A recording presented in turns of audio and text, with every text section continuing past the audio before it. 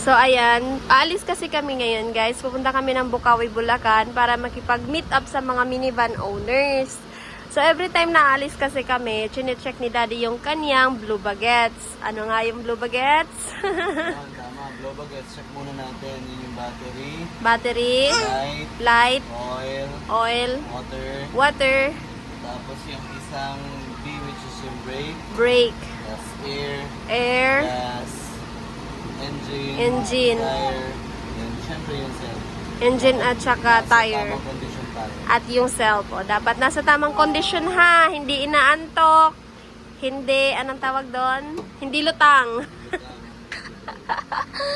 So, ayan.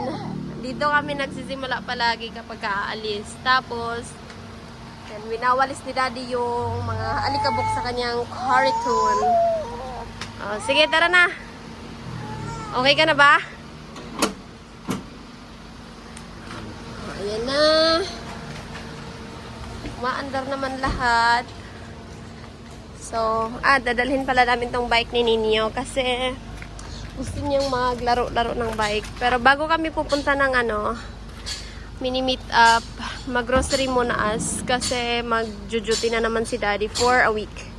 At wala na naman kaming kakainin kung hindi kami mag-grocery.